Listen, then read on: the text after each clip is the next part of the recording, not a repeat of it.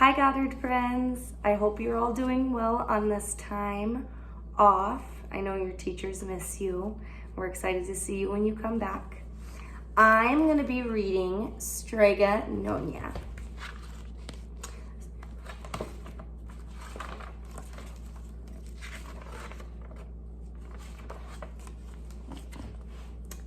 In a town in Calabria a long time ago, there lived an old lady everyone called Strega Nona, which meant Grandma Witch.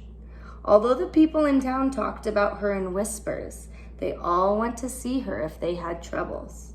Even the priest and the sisters of the convent went because Strega Nona did have a magic touch. She could cure a headache with oil and water and a hairpin. She made special potions for the girls who wanted husbands, and she was very good at getting rid of warts. But Strega Nona was getting old, and she needed someone to help her keep her little house and garden, so she put up a sign in the town square. And Big Anthony, who didn't pay attention, went to see her. "Anthony," said Strega Nona, "you must sweep the house and wash the dishes. You must weed the garden and pick the vegetables. You must feed the goat and milk her, and you must fetch the water. For this, I will give you 3 coins and a place to sleep and food to eat." "Oh, grazie," said Big Anthony. "The one thing you must never do," said Strega Nona, "is touch the pasta pot. It is very valuable, and I don't let anyone touch it." "Oh, see, yes," said Big Anthony. And so the days went by. Big Anthony did his work, and Strega Nona met with the people who came to see her for headaches and husbands and warts. Big Anthony had a nice bed to sleep in right next to the goat shed, and he had food to eat. One evening, when Big Anthony was milking the goat, he heard Strega Nona singing. Peeking in the window, he saw Strega Nona standing over her pasta pot. She sang, "Bubble, bubble, pasta pot, boil me some pasta nice and hot. I'm hungry and it's time to sup. Boil enough pasta to fill me up." And the pasta pot bubbled and boiled and was suddenly filled with steaming hot pasta. Then Strega Nona sang, "Enough, enough, pasta pot. I have my pasta nice and hot.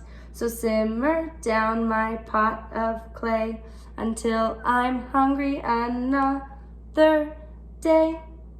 "How wonderful," said Big Anthony. "That's a magic pot for sure." And Strega Nona called Big Anthony in for supper. But too bad for Big Anthony, because he didn't get to see Strega Nona blow 3 kisses to the pasta pot. And this is what happened. The next day, when Big Anthony went to the town square to fetch the water, he told everyone about the pasta pot. And naturally, everyone laughed at him because it sounded so silly. A pot that cooked all by itself. "You'd better go and confess to the big priest, Anthony," they said. "Such a lie." And Big Anthony was angry, and that wasn't a very good thing to be. "I'll show them," he said to himself. "Someday I will get the pasta pot and make it cook, and they'll be sorry." That day came sooner than even Big Anthony would have thought, because 2 days later, Strega Nona said to Big Anthony, "Anthony, I must go over the mountain to the next town to see my friend Strega Amelia. Sweep the house and weed the garden. Feed the goat and milk her for your lunch. There is bread and cheese in the cupboard. And remember, don't touch the pasta pot." "Oh, yes, yes, Strega Nona," said Big Anthony. But inside he was thinking, "My chance has come." As soon as Strega Nona was out of sight, Big Anthony went inside, pulled the pasta pot off the shelf, and put it on the floor. "Now let's see if I can remember the words," Big Anthony said, and Big Anthony sang, "Bubble, bubble, pasta pot, boil me some pasta nice and hot. I'm hungry and it's time to sup. Boil enough pasta to fill me up." And sure enough, the pot bubbled and boiled and began to fill up with pasta. "Aha!" said Big Anthony, and he ran to the town square, jumped on the fountain, and shouted, "Everyone, get forks and plates and platters and bowls. Pasta for everyone at Strega Nonna's house. Big Anthony has made the magic pasta pot work." Of course, everyone laughed, but ran home to get forks and plates and platters and bowls. And sure enough, when they got to Strega Nonna's, the pasta pot was so full, it was beginning to overflow. When all had had their fill, Big Anthony sang, "Enough, enough, pasta pot. I have my pasta nice and hot. So simmer down my pot of clay until I'm hungry another day." But alas, he did not blow the 3 kisses. He went outside into the applause of the crowd. Big Anthony took a bow. He was so busy listening to complaints from everyone that he didn't notice the pasta pot was still bubbling and boiling until a sister from the convent said, "Oh, Big Anthony, look!" And pasta was pouring out of the pot and all over Strega Nonna's house and was coming out her front door. Big Anthony rushed in and shouted the magic words again, but the pot kept bubbling. He took the pot off the floor, but the pasta kept pouring from it. Big Anthony grabbed a cover and put it on the pot and sat on it.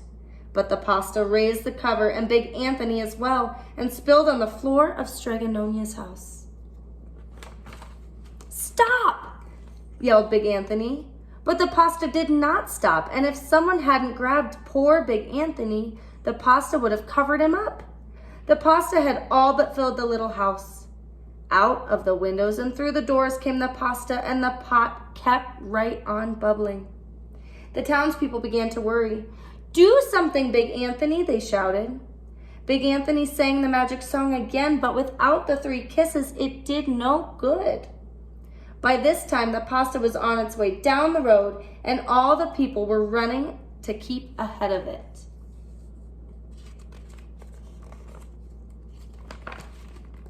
"We must protect our town from the pasta," shouted the mayor. "Get mattresses, tables, doors, anything to make a barricade." But even that didn't work. The pot kept bubbling and the pasta kept coming.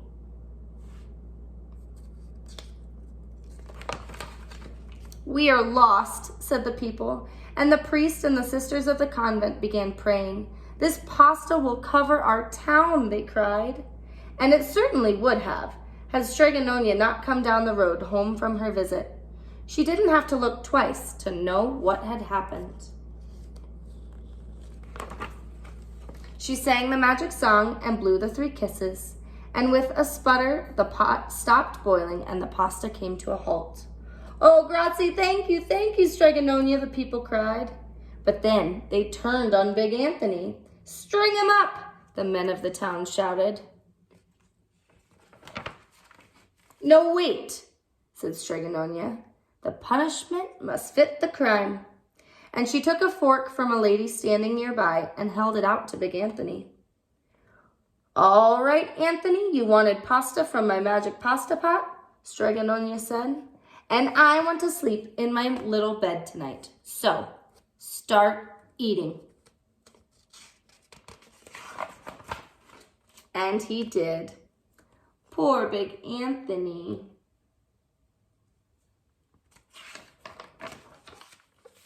The end.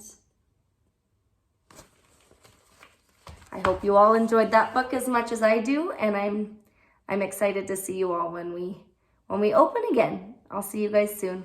Love you. Bye.